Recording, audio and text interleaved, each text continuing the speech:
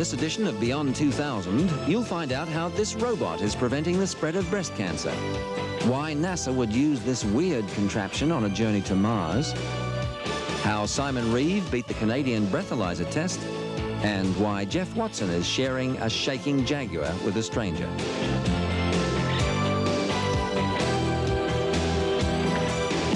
Hello, and welcome to Beyond 2000. You know,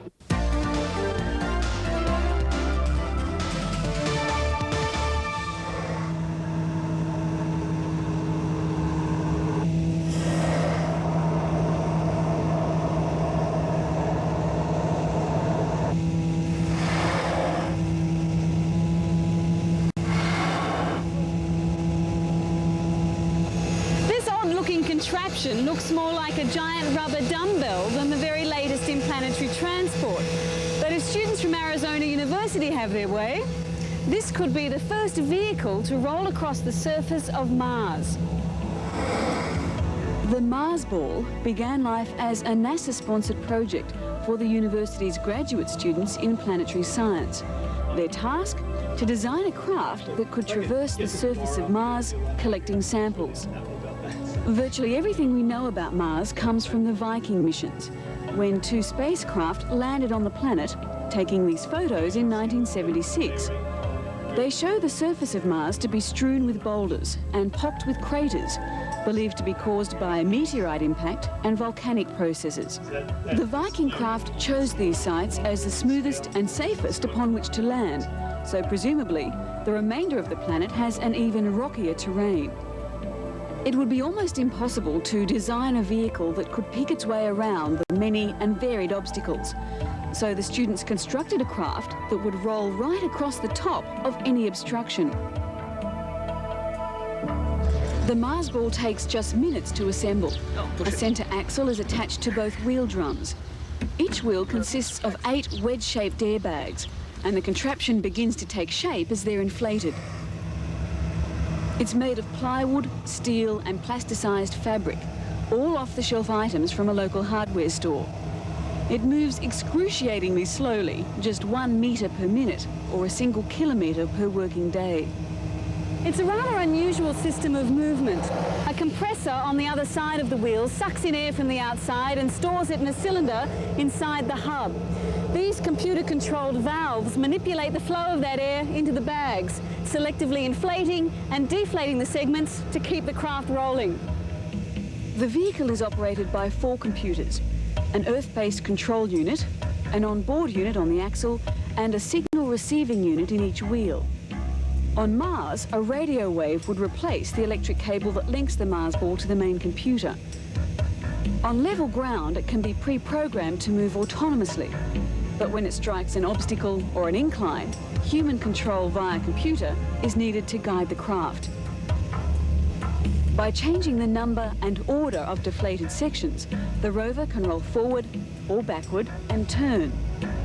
It can ascend slopes of up to 24 degrees, roughly the equivalent of a flight of stairs, and they say can crawl over a wall nearly half a metre high. The axle doubles as a support structure for the craft's scientific payload. In here, you could house data collecting equipment, cameras, you could even mount one on the top of a mast outside to take photographs of the surrounding terrain. And by deflating the wheels, this instrument package is lowered to the ground, allowing, for instance, a robotic arm to take rock and soil samples. This is the Valles Marinera system, which is... Experts agree we know a great deal about the present geology and climate of Mars, but we know very little about its geographical history. Paul Geisler, one of the students involved in the project, sees the Mars Ball as a means of discovering some of this vital information.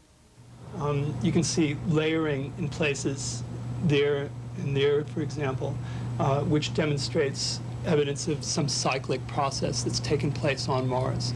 And one of the things that we'd be able to do if we had a vehicle on the surface would be to take samples from various positions in the various layers in the stratum and be able to work out radiometric dates from them and correlate them with events that have taken place in Earth's history. For example, the ice ages. If we found that the ages of these events correlated with the ages of ice ages on Earth, then we would establish something about the Earth's past as well. For the students, the finished product brought to life the shortcomings of the Mars ball. If it were to roam across Mars, some improvements would be needed. The atmosphere of Mars is much thinner than that of the Earth, so more pressure would be needed to inflate the bags. One option is to recycle the air in the bags, store it and pump it back through the system.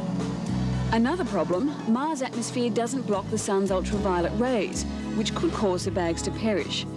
And the wheels would have to be puncture-proof. Even on the university lawn, one section came a cropper, and you won't always have friendly locals on hand to change your tyres. These students are the next generation of space researchers, and regardless of whether NASA ultimately chooses the Mars ball for a trek to Mars, they've learnt some valuable lessons in dealing not only with the mechanics of the task, but with their future bosses. We've learned a lot about the vehicle, about designing and building something that you often don't learn by sitting behind a desk and looking at a computer.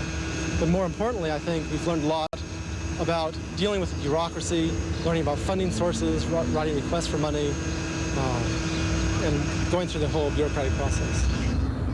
If this does become a regular fixture on Mars, it will be interesting to see how the local Martians react to it. We've always assumed they'd be the ones with the unusual looking craft, but I think they'll be perplexed by this unidentified rolling object.